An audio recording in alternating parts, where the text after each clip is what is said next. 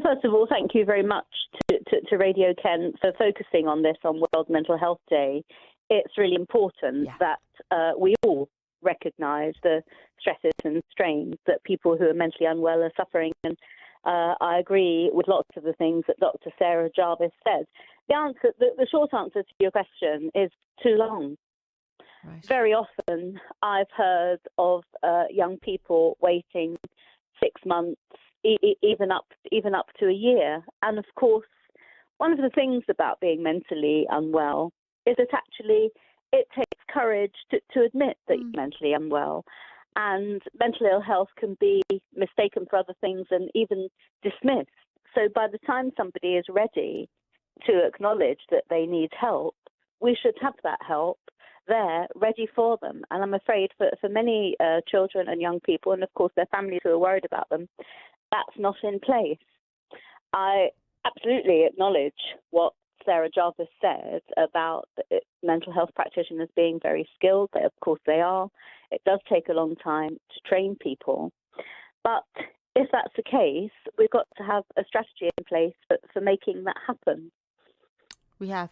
So do you think that we have enough of a plan? We obviously approached the government to come on this morning. They didn't want to, but the Department of Health and Social Care told us it will invest an additional £2.3 billion a year into mental health services by 2024.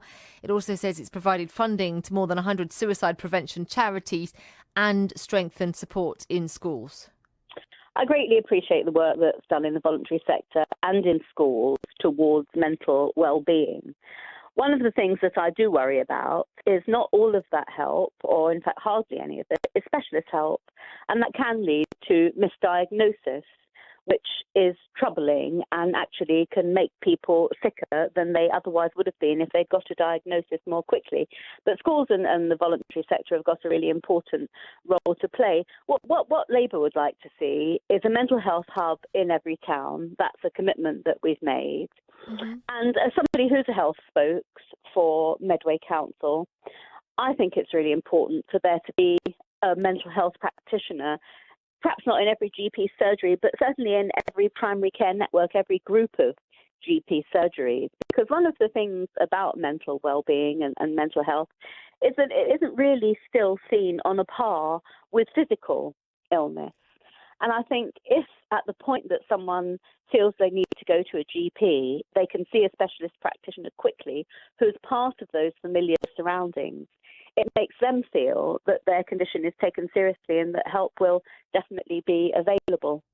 Absolutely. So just to interject. Sorry, I wanted to ask what a mental health hub, I mean, it sounds good, but what would it actually mean? Where would it be? What would it do? Well, it would be a specialist facility. It could be that the hub could be based in an existing healthy living centre where there is either somebody there all the time who can take referrals and practitioners working there who are actually given physical space to give people appointments when they get a referral from their GP, or even being able to take direct referrals. We know we've got a crisis in the GP service. And one of the things that's been talked about for a very long time, and you have heard this and I've heard it far too many times, is the idea that when somebody goes to a GP, it's not just a GP that's there. There are other specialist practitioners that can see people.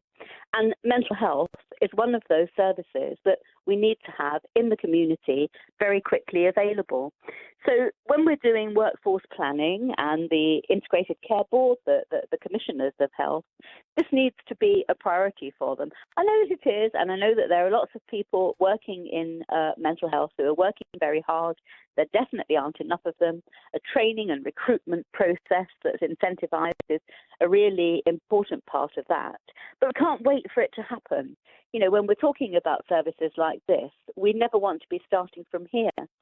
So things that we can do immediately is make sure that there is access in the community to mental health practitioners, that there are crisis services, for example, at Medway Hospital, a specialist mental health practitioner is there. But again, I've heard of people attending the acute hospital, going to A&E, and then waiting perhaps for a whole day to be seen, which is the very worst thing that can happen to somebody who's having a mental health crisis. Indeed, and we hear many stories like that. And I know World Mental Health Day perhaps doesn't tangibly change anything. We're talking about it. We're wearing yellow. It's a step, though, isn't it? It's important that we have these days, because then we lift the lid on the conversations and hopefully we induce tangible change to come along. Lifting the lid is critical, because there are things that we can all do. If we know that someone's feeling mentally unwell, we can help them. We can signpost one another to services. As you've just said, we can absolutely talk about things. We can destigmatize mental health. There still is a stigma associated with mental health. There's been campaigns, trade unions have done lots of campaigns, which is a good thing, actually, in the workplace. And I think employers have a part to play. Some employers have counselling services. Obviously, that's at least a place to start. And being able to feel that if you can go to your employer and say that you're feeling mentally unwell and not feel stigmatised, but feel there's a source of help, supported, is all part of this. But that's a bit harder for children and young people to achieve. And I think if we've got worried mum and dad and who are concerned perhaps about the atmosphere young people might be in, as Sarah Jarvis was saying, we've got to put help and support there too. Schools have definitely got a role to play, but we need to be honest with each other about where some of the problems are happening. Mental health illness, Anna, is the condition we're all most likely to suffer from, because many conditions in mental ill health are causal. People suffer because of things that have happened to them, breakups, bereavements, problems. And at this time, when so many people are worried about their finances, that's adding to that landscape. So supporting each other, being able to do positive things together, as well as all of those absolutely critical things that need to happen within the proper services, can form a picture where those who need a bit of support actually can feel it's out there, and that's the first step towards solving your problem. It's not the only thing. The investment has to go in. It has to go in urgently. It's no good just talking about it. It's been a Cinderella service compared to other parts of the NHS, and I think all mental health practitioners would acknowledge that. But playing our part on the special day-to-day, lifting the lid, as you say, Radio Kent starting the morning with letting everybody know that we're thinking about them if they're mentally unwell, at least is something that we can do together. Indeed, and we always aim to support each other here at BBC Radio Kent. Top of the list. Listen, good to talk to you, Councillor. Thank you so much for your time.